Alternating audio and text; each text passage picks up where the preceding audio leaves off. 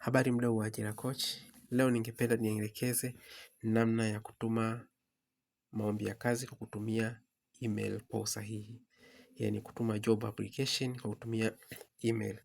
Watu wengi wanaulizia namna ya kutuma email na wengi of course wanakosea namna ya kutuma maombi. Unaweza ukalalamika au hauitwi interview, haufanyeje, lakini makosa mengine ni yale ambayo unayafanya wewe. Kwa mfano ukiobserve kuna hizi email ambazo zimetumwa yani kuja kwa Ajira Coach.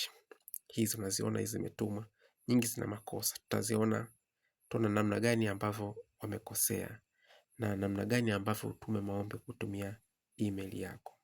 Na cha kufanya kama unatumia labda kama unatumia Android devices, simu yote ya Android, au hata kama unatumia Gmail, kama unatuma kwa kutumia Gmail, kama una email ya Gmail, unataka utume maombi kutumia email hiyo hapo. Utafungua application yako. Then ukishafungua application yako, utabonyeza compose. Utabonyeza neno compose. Ukishakuja hapa, hakikisha email yako inatokea pale. Manake from ni wewe ambao unatuma maombi. Sasa kuna hii sehemu ya to, manake unayemtumia au kampuni ambayo unaitumia. Hapa pia watu wengi wanakosea, unakuta mtu anaiandika manually. Yaani anakuja ana type let's say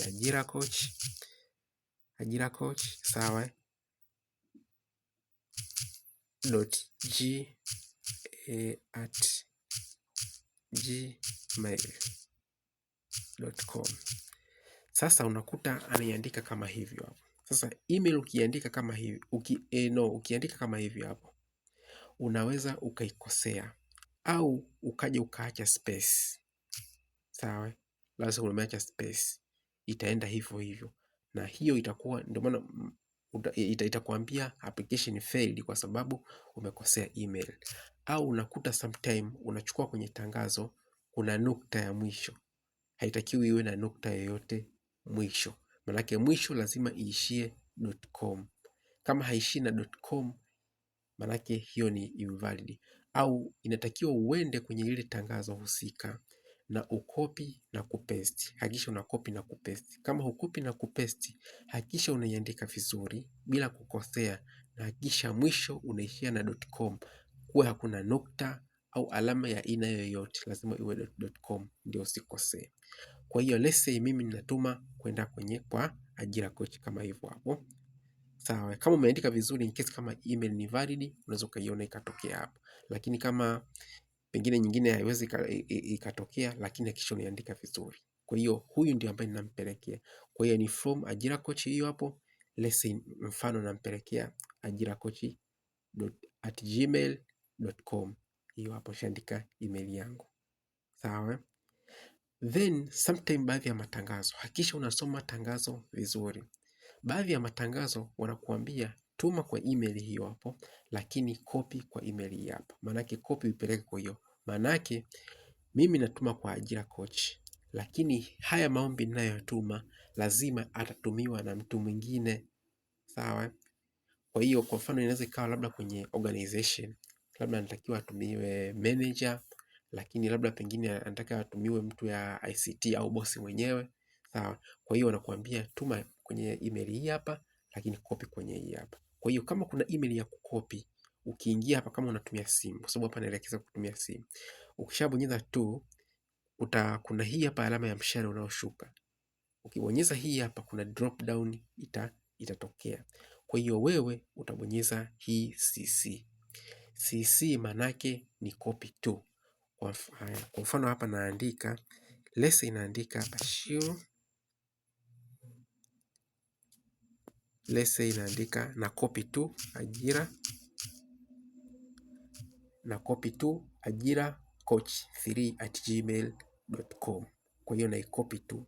Kwa hiyo nitakapotuma haya maombi yatapelekwa kwa main email ambayo ni ajiracoach@gmail.com, lakini pia itabidi copied kwa hii hapa. Kwa hiyo baadhi ya matangazo yanayotumwa wanakuambia tume kwa email hii hapa, lakini ukopi kwa email hapa. Lakini kama hujaambiwa, unaweka hiyo email tu pekee ambayo umeambiwa. Sasa kuna baadhi ya matangazo unaweka email mbili. Sasa unaweza ukaziweka zote au ukatuma tu moja, ila kwa wale ambao wamerecommend kwamba ukopi tu, kwa hiyo unabonyeza kamshale, unabonyeza drop down, then unatuma maombi. Sawa sawa. Then kuna part inayofuata ambayo ni sehemu ya subject. Sehemu ya subject pia ni muhimu, yani ni sehemu muhimu sana na watu wengi wanakosea. Subject unavyotuma maombi, sawa, unavyotuma application, ile email inavyoingia, cha kwanza kuona ni hii sehemu ya subject. Kwa hiyo kama hujaweka subject, kwa sababu anavyo email ni nyingi, inaweza kaa ni zaidi ya 10,000 au ni zaidi ya 100,000 email. Kwa hiyo kama hujaweka subject, it means unaweza usitambulike. Ndio maana baadhi ya matangazo wanarecommend kabisa, hakikisha unaweka job title yako kwenye subject line. Subject line ndio inayo appear. Manake kama ameweka labda application deadline inakuwa labda ni tarehe fulani. Sasa wakija wanaangalia tu zile email zote, ukiziangalia pale unakuta, let's say turudi hapa nikuelekeze. Sasa hizi hapa unakuta email ni kama hizi hapa, unakuta email ni nyingi. Sasa kama huna subject line, kwa mfano ya kwanza hii hapa, Godfrey ametuma tangazo la kazi kuja ajira coach, inakwambia no subject. Kwa hiyo kama kungekuwa na subject, ingeandika application labda sales manager position, ingekuwa inaonyesha hapo bila kufungua, kwa sababu recruiter anavyokuja kufungua email, yeye ana scroll chini. Kama akiona subject line ipo vizuri, ana click then anasoma maelezo, lakini kama hamna subject, sio rahisi, huwezi kumshawishi kuingia. Kwa hiyo subject line ni muhimu sana. Kwa mfano, ngoja niangalie zenye subject line. Okay, kuna hiyo hapa ya promotion, lakini sio ninayoitaka. Au kwa mfano kuna hii hapa Monica. Sawa? Monica wakati unakuta subject ina application for clinical office. Manake huyu ameweka subject yake inaonyesha kabisa. Kwa hiyo kama ninahitaji kufungua maombi application zake, na click ninafungua. Au tuchukulie kwa mfano hii hapa Lucy Vedatus. Hii hapa no subject. Manake huwezi ukamshawishi recruiter na kati ana tons of application, huwezi ukamshawishi aingie. Kwa hiyo subject line ni muhimu sana, ni muhimu sana. Unaona wengi wanakuwa hawaandiki subject line, wengi hawaandiki kwenye subject, wengi hawaandiki. Kwa hiyo hata kwenye kutuma maombi wengi tunakosea kipengele hii hapa. Kwa hiyo hakikisha unaweka subject. Kwa mfano email hii hapa ambayo sio official. Kwa mfano hii hapa moja, one site sio team. Subject line wameweka May customer engagement, manake hii ndio subject line inayoonyesha. Kwa hiyo ndio namna subject line inavyotakiwa ikae. Sasa ngoja tuendelee na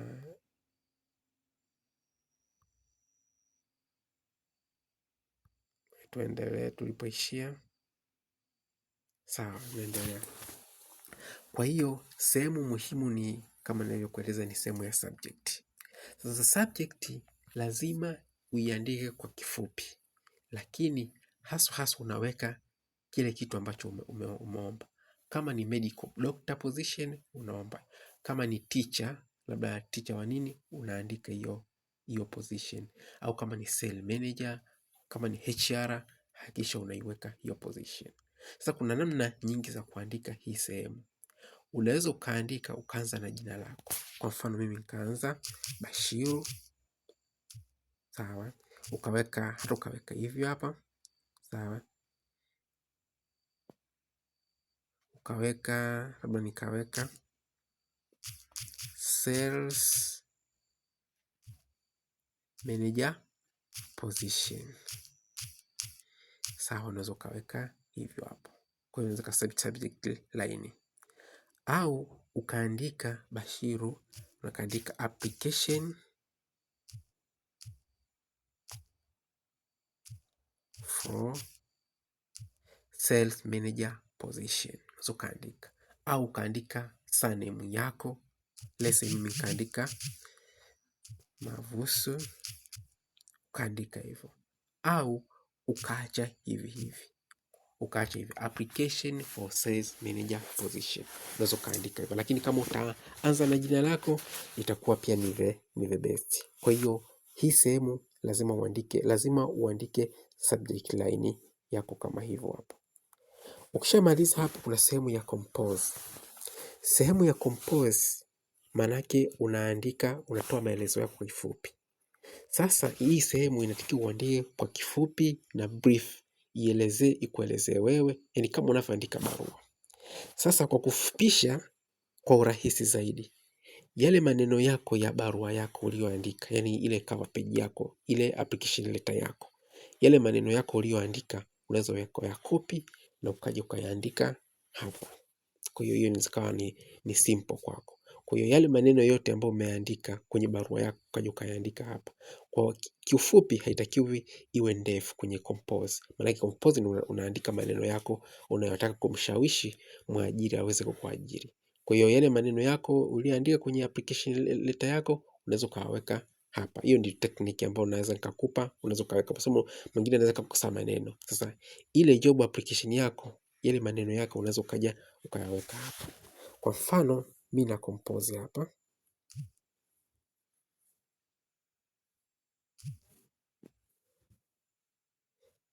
Sawa. Kwa mfano mimi nimecompose hapa. Sawa. Kwa mfano mimi nimeandika haya maneno hapa. Ndio compose hapa. Kwa mfano ukiangalia hapo application for sales manager position. Dear hiring manager, unaandika dear sir au dear, unaweza kaandika vyovyote unavyoweka. Kwa mfano mimi nimeandika I'm writing to express my interest in the sales manager position at Ajira Coach with a strong background in a sales and team leadership. I am confident in my ability and contribute to your company's growth and success. Attached in my resume for your review, I would like to appreciate the opportunity to further discuss how I can add value to your team. Ukishamaliza, ukishaandika maneno yako, utakavyoandika vyovyote, hata kama sio kama hivi hapa, unaweza kuandika vyovyote. Then unamalizia na regards. Kwenye regards utaandika detail. Kwa mfano unaweza kuandika jina lako full, ukaandika email yako ukaandika, au ukaandika phone number. Kwa maana kwamba kama recruiter au mwajiri akitaka kuwasiliana na wewe, contact ni hizi hapa. Na hii ni nzuri kwa sababu sometimes mtu unaenda stationary, unaenda kutuma maombi kule. Kwa hiyo lazima uweke regards, kwa sababu email ya kutumia maombi na ile ambayo ni ya kwako kwa mawasiliano inaweza kuwa tofauti. Kwa hiyo lazima unaziweka majina yako, email yako na phone number. Na status nyingine ambazo unazo, pengine unaweza ukaweka, sometimes unaweza ukaweka NIDA, unaweza ukaweka hapo. Sasa ukikopi namna hii hapa, kwa mfano ukija hapo ukikandamiza, itakwambia format. Ukiweka format itakuletea sehemu ya kuedit. Lesa unataka, kwa mfano mimi hapa hii kipengele cha regards, lesa na highlight, then nataka nikiweke hivi. Sawa, nataka ni italize, au kama unataka kubold naweza nikaselect hivi then nikabold. Kwa hiyo na option nyingine na nyingine unaweza kufanya kama vile unavyofanya kwenye Microsoft Word. Kwa hiyo mpaka hapo, hii ndio job application, ndio email yangu kwa ajili ya application kuja kutuma. Ukishamaliza hapo, utaenda kwenye attachment. Attachment attach ile cover letter yako, ile barua yako ambayo inaweza kuwa kwenye PDF au ikawa kwenye Word, na ile CV yako. Kwa hiyo mara nyingi hakikisha una combine files ziwe katika sehemu moja, kwa sababu sometimes mwajiri hawezi kumwekea mafaili zaidi ya 10. Lesa una certificate, cheti hiki hapa, cheti hii hapa, utamchosha. Kwa hiyo hakikisha ni a single file, unazicombine then unaziattach. Na mara nyingi ili uweze kuattach zile certificate zako, mara nyingi mpaka mwajiri aombe kwamba uattach na hizo certificate zako. Lakini si vizuri sana kuattach certificate zako umeattach labda form 6 chuo. Kinachotakiwa ni kuattach CV yako, na matangazo mengi wanasema attach your CV, au kama tangazo linaonyesha detail kwamba uattach na certificate zako na leseni yako, sijui valid license, ibidi uziattach. Lakini nashauri kwa kibongobongo inatakiwa uattach vyote, maana kama umeviunganisha kwenye faili PDF moja, then unaviattach, ukianza na ile cover letter, ukaja na CV zako na certificate zako nyingine. Kwa hiyo cha kufanya ukishamaliza hivyo hapo, then juu kabisa, kwa sababu naelekeza kutumia simu, kuna ki icon kinachoonyesha files au attachment, unakibonyeza hiki hapa. Ukishakibonyeza, either kama ni photo au nini, unaweza ukata. Mimi nachagua files. Files itanipeleka kwenye mafaili yangu ya simu, kwenye simu yangu. Kwa hiyo utaenda sehemu yoyote ambayo umewekea mafaili yako. Let's say mimi natoa mfano tu hapa. Let's say hii ndio attachment yangu, kwa labda cover letter nimeiweka na kila kitu zipo kwenye a single file, then na select na upload. Kwa hiyo attachment yangu ipo hapa. Kwa hiyo hapo nishamaliza detail za application yangu. Ukishamaliza unabonyeza ki icon cha kusend, iko mshale kinacho juu kabisa kama unatumia simu, then utabonyeza iko hapo, then inapeleka. Kitaka ku undo una undo. Kwa hiyo mpaka hapo tumetuma maombi yetu. Kama unataka kuangalia kama yametuma, unabonyeza vistari vitatu upande wako wa kushoto juu kabisa, utaona sehemu ya sent. Utaangalia hivyo hapo, to me hiyo hapo. Sasa kwa sababu email niliyotumia ni hii moja, kwa hiyo imetumwa kwangu. Kwa hiyo kwa mfano hapa, angalia, imetumwa kwangu kutoka kwa ajiracoach3@gmail.com. Subject line application for sales manager position. Sasa angalia na hizi zinafuatia. Kwa mfano hizi ni email ambazo zimetumwa. Kwa hiyo ukiangalia subject line inaandika, body inaonyesha kabisa dear hiring manager imeanza, unaweza kuanza dear sir. Attachment inaonekana ipo. Kwa hiyo ngoja nitoke nikuelekeze, nikuoneshe kiuhalisia.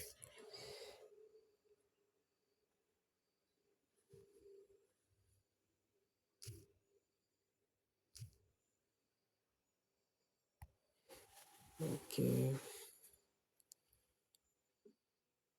Kwa hiyo hii hapa imetumwa kwangu. Subject line application for sales manager position. Body inaonesha dear hiring manager. Attachment inaonesha. Hii ilikuwa ni dam tu. Kwa hiyo email yako inatakiwa ionekane hivyo. Sasa hapa kama ingekuwa sijaifungua, maana yake inge bold inaonyesha ni news. Kwa hiyo inamrahisisha.